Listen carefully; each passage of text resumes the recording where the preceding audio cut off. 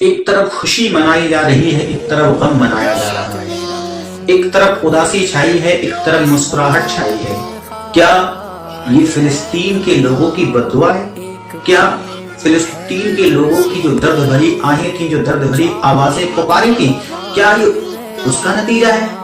تو اے مسلمانوں، کبھی بھی کسی پر ظلم نہیں کرنا چاہیے۔ یہ وہی امریکہ ہے جو کبھی نبی کی شان میں گستاخیاں کیا کرتا تھا، کبھی رب تبارک و تعالیٰ کی شان میں گستاخیاں کرتا، کبھی ہمارے قرآن کی شان میں گستاخیاں، کبھی قرآن کے تعلق سے غلط ٹپڑیاں کیا کرتے تھے۔ اور یہی وہی امریکہ ہے جہاں پر شریعت کے خلاف کام ہوتے ہیں۔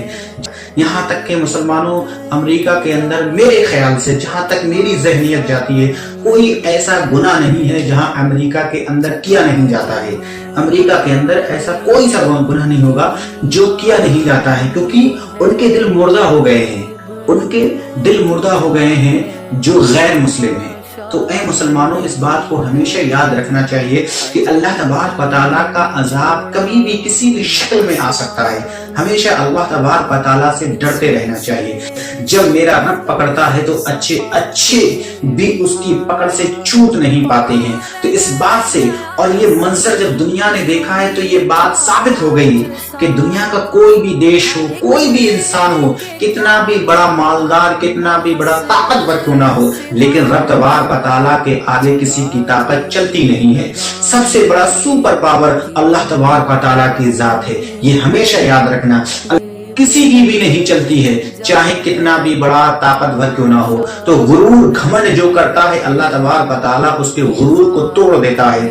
کہ سپر پاور جو امریکہ اپنے آپ کو کہلانے والا آج اسرائیل سے مدد طلب کر رہا ہے۔ ایک طرف ہے کہ آگ نے امریکہ کو لپیٹے میں لے رکھا ہے، دوسرا یہ ہے کہ برف کے طوفان نے امریکہ کو اپنے لپیٹے میں لے رکھا ہے۔ تو اے مسلمانوں، اللہ تبارک و تعالیٰ سے ہمیشہ ڈرتے رہنا چاہیے، رب تبارک و تعالیٰ کا ہمیشہ شکر ادا کرتے رہنا چاہیے، اور کبھی بھی کسی بھی بات پر غرور گھمنڈ تکبر نہیں کرنا چاہیے۔ اس امریکہ نے غرور کیا، تکبر کیا، رب تبارک و تعالیٰ کی شان میں گستاخی کی، اس کے نبی کی شان میں گستاخیاں کی، دین کے خلاف لوگوں نے الفاظ کہے، دین کے خلاف لوگوں نے کام کیے، تو اللہ تبارک و تعالیٰ نے آج ان لوگوں کو اپنی قدرت دکھا دی ہے۔